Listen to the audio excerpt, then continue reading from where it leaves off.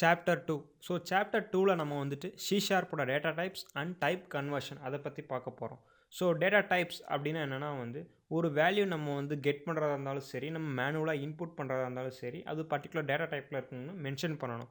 அதாவது data type அப்படின்னா வந்து வெதர் நம்ம கொடுக்க போகிற நம்பர், அதாவது வெதர் நம்ம கொடுக்க போகிற வேல்யூ வந்துட்டு நம்பரா, இல்லை வந்து கேரக்டரா, இல்லை ஸ்ட்ரிங்கா, இல்லை வந்து ஃப்ளோட்டிங் பாயிண்ட் நம்பரா, இல்லை டெசிமலா. ஸோ இப்படி நம்ம டைப்பாக மென்ஷன் பண்ணுறதா வந்து நம்ம டேட்டா டைப் அப்படின்னு சொல்கிறோம். ஸோ சி ஷார்ப்பில் வந்துட்டு இன்பில்ட்டாக வந்துட்டு டேட்டா டைப்ஸ் இருக்குது. அதாவது வந்து எப்படி நம்ம வந்து நம்பர்ஸை ஸ்பெசிஃபை பண்ண போகிறோம், இல்லை வந்து கேரக்டரை, இல்லை ஸ்ட்ரிங்கை, இல்லை டெசிமலை எப்படி ஸ்பெசிஃபை பண்ண போகிறோம் அப்படிங்கிறதுக்கு வந்துட்டு இன்பில்ட்டாகவே கீவேர்ட்ஸ் இருக்குது. ஸோ சி ஷார்ப் வந்துட்டு ஆல்மோஸ்ட் ஒரு 12 டேட்டா டைப்ஸ் வந்து சப்போர்ட் பண்ணும்.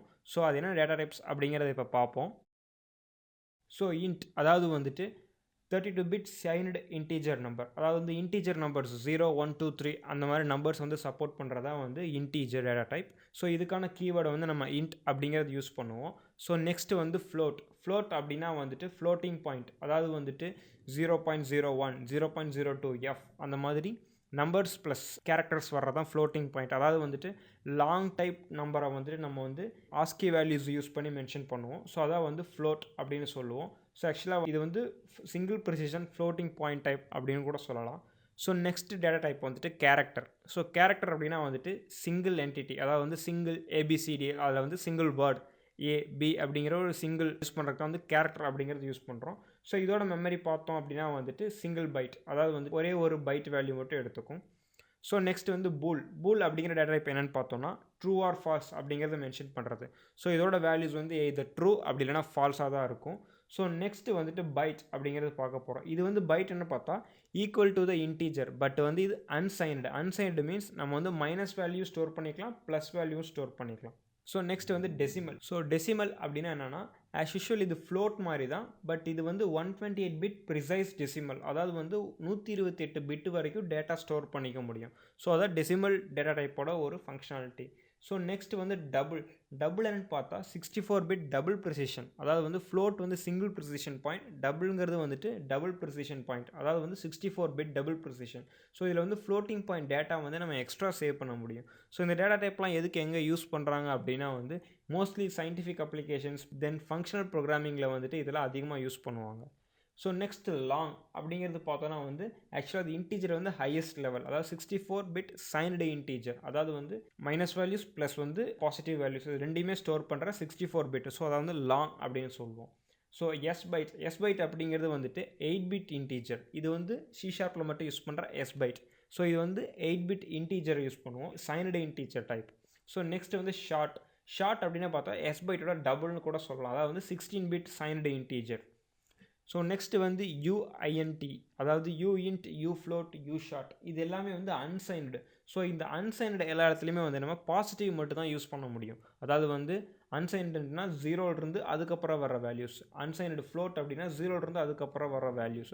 ஸோ மைனஸ் வேல்யூஸ் நம்ம ஸ்டோர் பண்ண முடியாது. ஸோ அதுக்காக தான் இந்த இடத்துல ஸ்பெசிஃபிக்காக unsigned int, unsigned float, unsigned short அப்படிங்கிறத மென்ஷன் பண்ணியிருக்காங்க.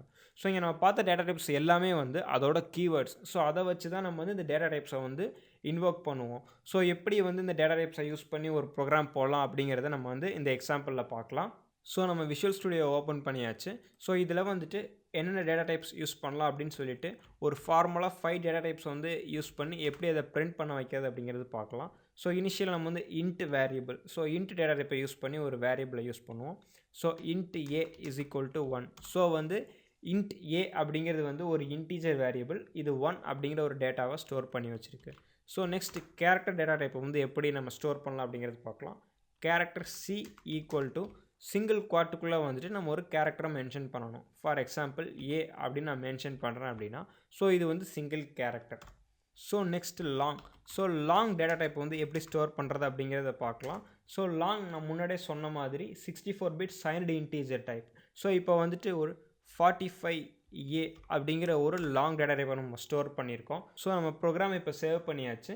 ஸோ இதோட அவுட்புட் எப்படி வருது அப்படிங்கிறத இப்போ பார்ப்போம். ஸோ நம்ம ஸ்டார்ட் பட்டனை கிளிக் பண்ணோம் அப்படின்னா வந்துட்டு ஸோ இந்த இதில் வந்து நம்ம எதுவும் பிரிண்ட் பண்ணவே இல்லை. ஸோ வந்து எந்த எரருமே இல்லாமல் ப்ரோக்ராம் வந்து டிஸ்பிளே ஆகிடுச்சு. ஸோ இப்போ இந்த டேட்டா டைப்லாம் எப்படி நம்ம டிஸ்பிளே பண்ண வைக்க போகிறோம் அப்படிங்கிறது இந்த இடத்துல பார்க்கலாம். ஸோ இந்த இடத்துல வந்து எப்படி ஒரு அவுட்புட் அண்ட் இன்புட்டை ஃபார்மேட் பண்ணுறது அப்படிங்கிறத பார்ப்போம்.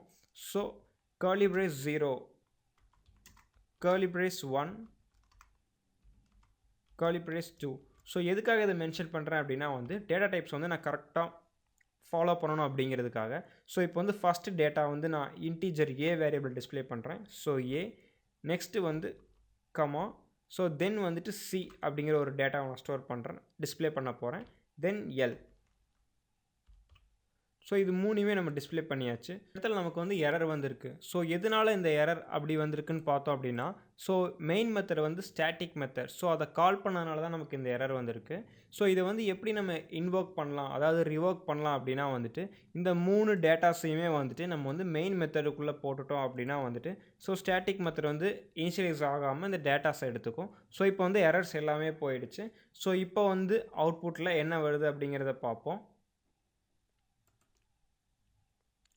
ஸோ நமக்கு வந்து ஒரு கரெக்டாக ஃபார்மேட்டடாக this is a first program, அதுக்கப்புறம் வந்து ஒரு இன்டீஜர் வேல்யூ, தென் ஒரு கேரக்டர் வேல்யூ, தென் இந்த லாங் வேல்யூ. ஸோ இந்த மூணுமே நமக்கு வந்து அவுட்புட்டில் டிஸ்பிளே ஆகிருக்கு. ஸோ நம்ம க்ளோஸ் பண்ணோடனே ஆட்டோமேட்டிக்காக இந்த ப்ரோக்ராம் வந்து டெர்மினேட் ஆகிரும். நம்ம தனியாக ஸ்டாப் கொடுக்க வேண்டிய அவசியம் எதுவும் கிடையாது. ஸோ இதே மாதிரி இது பேசிக்கான ஒரு டேட்டா டைப்ஸ். ஸோ இதே மாதிரி ஆல்மோஸ்ட் ஒரு 16 டேட்டா டைப்ஸ் இருக்குது. ஸோ இது வந்து நம்ம C# ப்ரோக்ராமிங்கில் வந்து எக்ஸ்டர்னலாக ரெஃபர் பண்ணோம் அப்படின்னா வந்து இந்த 16 டேட்டா டைப்ஸுமே நமக்கு வந்து எக்ஸாம்பிள்ஸோடு கிடைக்கும். ஸோ நெக்ஸ்ட்டு வந்துட்டு இந்த டேட்டா டைப்ஸில் வந்துட்டு என்னென்ன மாதிரி டேட்டா டைப்ஸ் இருக்குது அப்படிங்கிறத பார்க்க போகிறோம். அதாவது வந்து value types, reference types and dynamic type, string type, pointer type. So இந்த மாதிரி டிஃப்ரெண்ட் டைப்ஸான டேட்டா டைப்ஸ் இருக்குது. ஸோ அதை பற்றி நெக்ஸ்ட் எப்படி இருக்கும் அப்படிங்கிறத வந்து எவாபரேட்டாக பார்க்கலாம். ஸோ இதில் வந்து டேட்டா டைப்ஸ் வந்து 3 மெத்தட்ஸ் இருக்குது. அதாவது வந்து 3 டைப்பாக ஸ்பெசிஃபை பண்ணலாம். ஒன்று value type, reference type, next pointer type. Value type அப்படின்னா வந்துட்டு ஒரு டேட்டா வந்துட்டு எக்ஸாக்டாக ஒரு வேல்யூ வச்சு ஸ்டோர் பண்ணுறதா வந்து வேல்யூ டைப். அதாவது வந்து இப்போ பார்த்த மாதிரி இன்ட்டு, ஃப்ளோட், கேரக்டர், பூலியன் அந்த மாதிரி. ஸோ நெக்ஸ்ட்டு வந்துட்டு ரெஃபரன்ஸ் டைப் அப்படின்னா வந்துட்டு ஒரு ஆப்ஜெக்ட் இன்னொரு ஆப்ஜெக்ட்டுக்கு, அதாவது வந்து ஒரு வேல்யூ இன்னொரு வேல்யூ ரெஃபர் பண்ணுது அப்படின்னா வந்துட்டு இதை வந்து ரெஃபரன்ஸ் டைப் அப்படின்னு சொல்லுவோம். ஃபார் இதுக்கான எக்ஸாம்பிள்ஸ் வந்து ஆப்ஜெக்ட் டைப், டைனமிக் அந்த மாதிரி, ஸ்ட்ரிங் டைப். ஸோ நெக்ஸ்ட் வந்து பாயிண்டர் டைப். பாயிண்டர் டைப் அப்படின்னா என்னன்னா ஒரு டேட்டா டைப்போட டேட்டாவை வந்துட்டு இன்னொரு அட்ரஸை பாயிண்ட் பண்ணி விடுறது. அதாவது வந்து ஒரு டேட்டா, ஒரு வேரியபிளோட அட்ரஸ் வந்துட்டு இன்னொரு வேரியபிளோட அட்ரஸில் ஸ்டோர் ஆகிருக்கும். ஸோ வந்து எதுக்காக இதை யூஸ் பண்ணுறோம் அப்படின்னா வந்துட்டு ரன் டைமில் வந்துட்டு ஒரு டேட்டாவை இன்னொரு டேட்டாவுக்கு பாயிண்ட் பண்ணி வர்றதுக்காக இந்த பாயிண்டர் டைப் யூஸ் பண்ணுறோம். ஸோ இதை வந்து எப்படி யூஸ் பண்ணுறோம் அப்படிங்கிறத வந்து இப்போ ஒரு எக்ஸாம்பிள் ப்ரோக்ராமில் பார்க்கலாம். ஸோ வேல்யூ டைப், இந்த வேல்யூ டைப்பில் நம்ம யூஸ் பண்ணுறது பேசிக்காக யூஸ் பண்ணுறது system.value type. So system.value type அப்படிங்கிறது வந்து ப்ரீ டிஃபைன்டு ஃபங்க்ஷன். ஸோ இந்த system.value type யூஸ் பண்ணுறது எதுக்காக அப்படின்னா ஒரு டேட்டா டைப்போட டேட்டாஸ் எப்படி டிஸ்பிளே பண்ண வைக்கிறது அப்படிங்கிறதுக்காக. ஐ மீன் ஸோ ஒரு டேட்டா டைப்போட சைஸ் எவ்வளோ அப்படிங்கிறது டிஸ்பிளே பண்ண வைக்கிறதுக்காக. ஸோ இப்போ வந்து இந்த இடத்துல நம்ம வந்து இன்டீஜர் டேட்டா, ஸோ இன்ட் ஏ அப்படிங்கிற ஒரு டேட்டாவை யூஸ் பண்ணியிருக்கோம். இதோட சைஸ் எவ்வளோ அப்படிங்கிறது டிஸ்பிளே பண்ணுறதுக்காக நம்ம system.value type அப்படிங்கிற ஒரு ஃபங்க்ஷனை யூஸ் பண்ண போகிறோம். ஸோ இந்த இடத்துல வந்து ஸோ console.writeLine நம்ம யூசர் ஸ்ட்ரிங்கில் சைஸ் ஆஃப் த இன்டீஜர் அப்படின்னு நம்ம மென்ஷன் பண்ணிட்டோம்.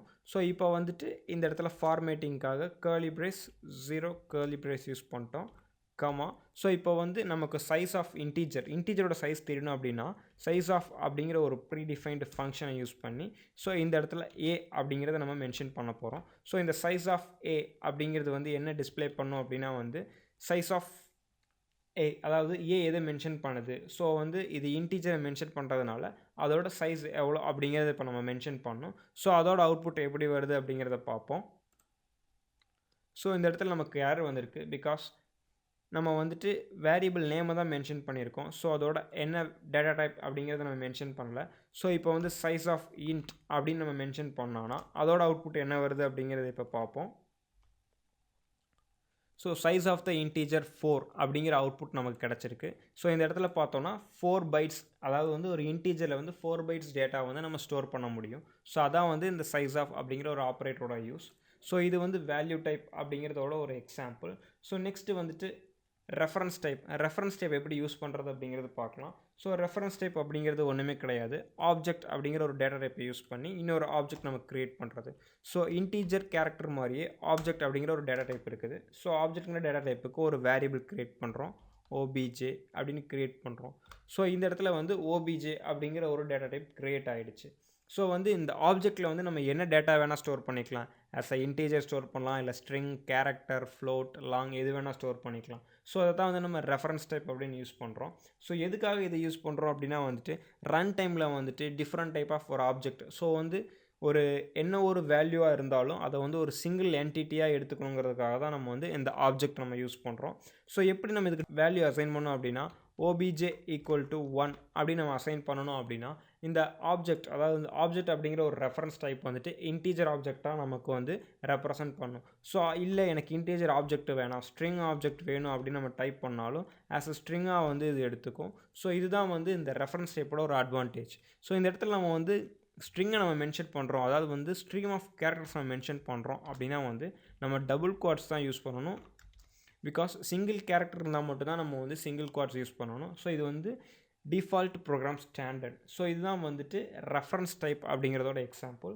ஸோ நெக்ஸ்ட்டு வந்து டைனமிக் டைப். டைனமிக் டைப் அப்படின்னா என்னென்னா எப்படி வந்து ஒரு டைனமிக் வேரியபிள் நம்ம டிசைன் பண்ணுறோம் அப்படிங்கிறது. ஸோ இதுக்கு வந்து டைனமிக் அப்படிங்கிற ஒரு கீவேர்டே இருக்குது. Dynamic D is equal to, so இப்போ அந்த இடத்துல நம்ம என்ன ஒரு வேல்யூ வேணால் மென்ஷன் பண்ணிக்கலாம். ஸோ இப்போ நான் ஒரு 20 அப்படின்னு நான் கொடுக்குறேன் அப்படின்னா இந்த டைனமிக் வேரியபிளோட வேல்யூ வந்து 20. இல்லை டைனமிக் வேல்யூக்கு நான் ஸ்ட்ரிங் வேல்யூ பாஸ் பண்ணுறேன் அப்படின்னா நான் ஸ்ட்ரிங் வேல்யூ கூட நம்ம பாஸ் பண்ணிக்கலாம். ஸோ ஸ்ட்ரிங் வேல்யூ, ஸோ நம்ம ஸ்ட்ரிங் வேல்யூ பாஸ் பண்ணியாச்சு. ஸோ இப்போ இந்த டைனமிக் அப்படிங்கிறதோட டேட்டா வந்துட்டு என்னவாக இருக்கும் அப்படின்னா ஒரு ஸ்ட்ரிங் வேல்யூ, ஸ்ட்ரீம் ஆஃப் கேரக்டராக இருக்கும். ஸோ இதான் வந்து ஸ்ட்ரிங் டைப். ஸோ இப்போ வந்து பாயிண்டர் டைப் எப்படி டிக்ளேர் பண்ண போகிறோம் அப்படிங்கிறத பார்க்கலாம். ஸோ பாயிண்டர் டைப்பு ஆஸ் யூஷுவலாக நம்ம சியில் பார்த்த மாதிரியே தான் இருக்கும். ஸோ கேரக்டர் ஸ்டார் பாயிண்டர் அப்படின்னா இந்த பிடிஆர் அப்படிங்கிற பாயிண்டர் வந்து ஒரு கேரக்டரை பாயிண்ட் பண்ணி விடுது. ஐ மீன் ஒரு கேரக்டர் எந்த அட்ரஸில் இருக்கோ அதை நம்ம பாயிண்ட் பண்ண விடுது. ஸோ இந்த இடத்துல என்ன எரர் அப்படிங்கிறத பார்த்தோன்னா pointers and fixed size buffers May only be used in unsafe context. Unsafe context அப்படிங்கிறது நம்ம வந்து ஃபியூச்சரில் என்ன அப்படிங்கிறத பார்ப்போம். ஸோ இந்த நம்ம எரர் எப்படி கிளியர் பண்ணலாம் அப்படின்னா வந்து ஸோ பாயிண்டரை வந்துட்டு அன்சேஃப் கான்டெக்ஸ்ட், அதாவது வந்துட்டு ஸ்டாட்டிக் மெத்தட்குள்ளே நம்ம யூஸ் பண்ணக்கூடாது அப்படிங்கிறதுக்காக தான் இந்த எரர் வருது. ஸோ இப்போ வந்து இந்த டேட்டா டைப்பை மட்டும் நம்ம கட் பண்ணி ஒரு கிளாஸுக்கு மேலே போட்டோம் அப்படின்னா இந்த எரர் கிளியர் ஆயிரும். ஸோ நமக்கு இந்த பாயிண்டர் வேரியபிளும் க்ரியேட் ஆகிடும். ஸோ இந்த கேரக்டர் ஸ்டார் அப்படின்னா வந்துட்டு இந்த பிடிஆர் அப்படிங்கிற ஒரு வேரியபிள் ஒரு கேரக்டரை பாயிண்ட் பண்ணி விடுது. ஸோ இதை யூஸ் பண்ணி நம்ம வந்து இன்னொரு கேரக்டரோட அட்ரஸுக்கு நம்ம மென்ஷன் பண்ணி விடலாம். ஸோ இதே சாப்டரில் நெக்ஸ்ட் என்ன பார்க்க போகிறோம் அப்படிங்கிறத பார்க்கலாம். ஸோ நெக்ஸ்ட் நம்ம பார்க்க போகிறது டைப் கன்வர்ஷன். டைப் கன்வர்ஷன் அப்படின்னாங்கிறது ஒன்றுமே கிடையாது, ஒரு டேட்டா டைப்பை இன்னொரு டேட்டா டைப்பை எப்படி கன்வெர்ட் பண்ணுறோம் அப்படிங்கிறது தான் வந்து டைப் கன்வர்ஷன் அப்படின்னு நம்ம சொல்லுவோம். ஸோ இதுக்கு வந்து 2 டைப்ஸ் இருக்குது, அதாவது வந்து implicit type conversion, explicit type conversion.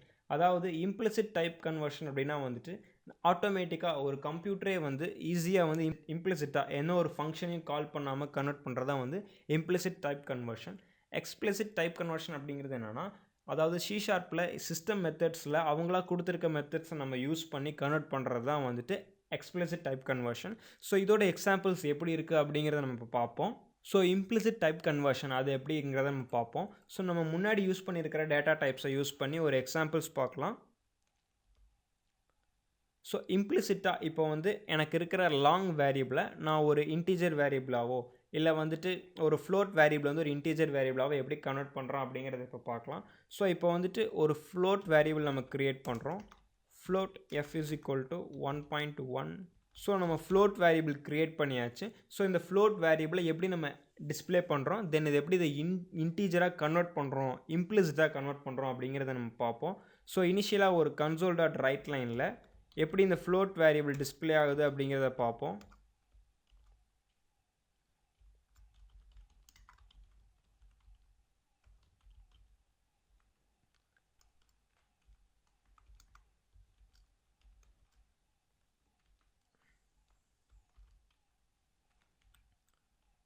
So float variable f அப்படிங்கிறது கொடுத்தாச்சு. ஸோ இதோட அவுட்புட் எப்படி வருது அப்படிங்கிறத இப்போ பார்ப்போம். ஸோ இந்த இடத்துல எரர் என்ன காட்டுது அப்படின்னா வந்து ஸ்ட்ரீம் ஆஃப் கேரக்டர்ஸ்க்கு வந்து நம்ம எப்போவுமே டபுள் குவாட்ஸ் கொடுக்கணும். ஸோ அதுதான் இதோட எரர். ஸோ இதோட அவுட்புட் இப்போ எப்படி வருது அப்படிங்கிறத பார்ப்போம்.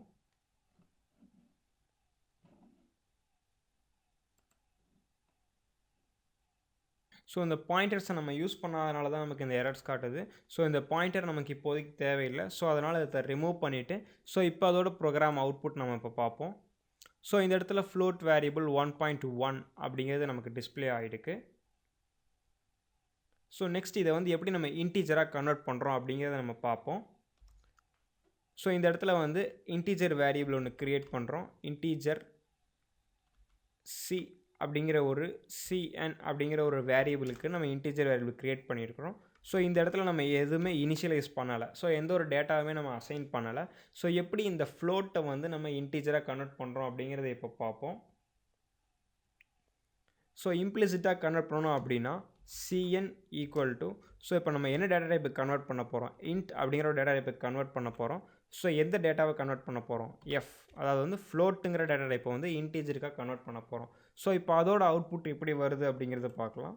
ஸோ இந்த இடத்துல கன்சோல் டாட் ரைட் லைனில்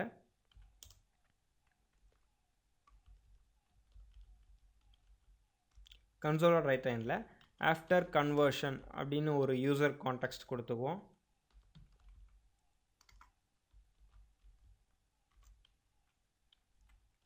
ஸோ cn. ஸோ இப்போ வந்து இதோட அவுட்புட் எப்படி வருது அப்படிங்கிறத பார்ப்போம்.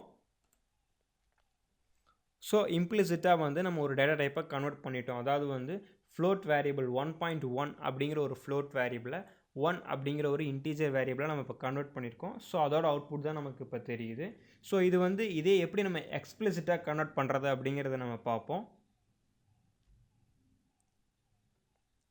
ஸோ எக்ஸ்பிளிசிட் அப்படிங்கிறது ஒன்றுமே கிடையாது, நம்ம மேனுவலாக ஒரு சிஸ்டம் ஃபங்க்ஷனை யூஸ் பண்ணி கன்வெர்ட் பண்ணுறது. ஸோ இதே வந்துட்டு இப்போ இதே வேரியபிளை வந்து எப்படி நம்ம எக்ஸ்பிளிசிட்டாக கன்வெர்ட் பண்ணுறது அப்படிங்கிறத பார்க்கலாம். ஸோ cn ஈக்குவல் டு இப்போ வந்து ஃப்ளோட் வேரியபிள் டாட் வச்சதுக்கப்புறம் நம்ம வந்து 2 மெத்தட்ஸ் யூஸ் பண்ணி எது வேணால் பண்ணிக்கலாம். ஸோ டாட் வச்சு 2 மெத்தட்ஸ் நம்ம யூஸ் பண்ணலாம். ஸோ to string அப்படின்னு கன்வெர்ட் பண்ணோன்னா நமக்கு ஆட்டோமேட்டிக்காக ஸ்ட்ரிங் டேட்டா டைப்புக்கு கன்வெர்ட் ஆகிடும். ஸோ இதை வந்து இதே மாதிரி 2 boolean 2 integer 2 float அப்படிங்கிற நம்ம என்ன மெத்தடுக்கு வேணால் நம்ம அதை கன்வெர்ட் பண்ணிக்கலாம். ஸோ இது எப்படி நம்ம 2 byte இல்லைனா வந்து 2 இன்டீஜருக்கு நம்ம கன்வெர்ட் பண்ணுறோம் அப்படிங்கிறத இப்போ பார்ப்போம்.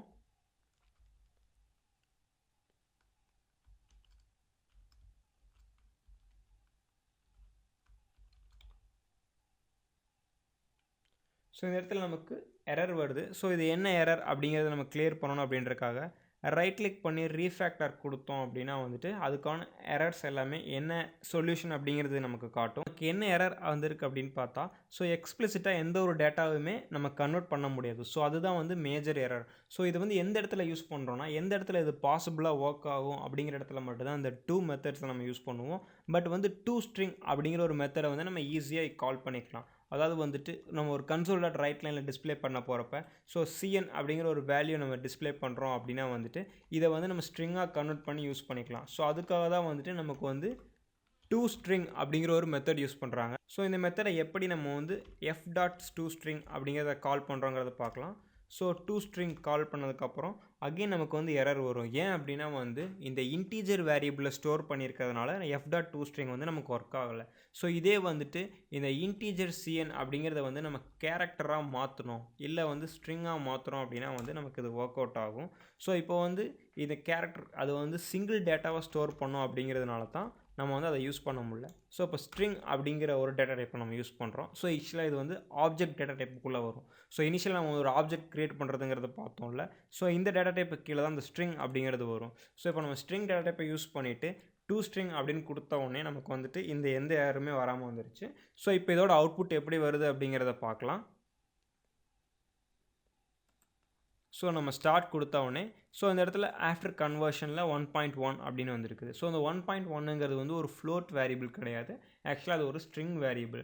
ஸோ இதை எப்படி நம்ம செக் பண்ணலாம் அப்படின்னு பார்த்தோம்னா இந்த இடத்துல வந்துட்டு இதோட டைப் நம்ம செக் பண்ணுறோம் அப்படின்னா வந்துட்டு இதோட கெட் டைப் அப்படிங்கிற மெத்தட் நம்ம யூஸ் பண்ணோம் அப்படின்னா வந்து இது என்ன டேட்டா டைப் அப்படிங்கிறது வந்து நமக்கு ஈஸியாக தெரிஞ்சிடும். ஸோ இப்போ இதோட அவுட்புட் எப்படி வருது அப்படிங்கிறத நம்ம பார்ப்போம். ஸோ கெட் டைப் இந்த இடத்துல நமக்கு பார்த்தோம்னா system.string அப்படின்னு கிளியராக நமக்கு கிடச்சிருக்கு. ஸோ அது என்ன அர்த்தம் அப்படின்னா வந்துட்டு இந்த ஃப்ளோட் வேரியபிளை வந்துட்டு ஸ்ட்ரிங் வேரியபிளாக கன்வெர்ட் ஆகிடுச்சு அப்படிங்கிறது தான் இதோட மீனிங். ஸோ நெக்ஸ்ட் சாப்டரில் நம்ம எப்படி C# வந்து அதோட வேரியபிள்ஸ் எப்படி டிக்ளேர் பண்ணுறாங்க, அதோட கான்ஸ்டன்ட்ஸ் எப்படி டிக்ளேர் பண்ணுறாங்க, தென் அதோட ஆப்ரேட்டர்ஸ் எப்படி டிக்ளேர் பண்ணுறாங்க அப்படிங்கிறத நம்ம பார்க்கலாம். So thank you. நெக்ஸ்ட் சாப்டரில் பார்க்கலாம்.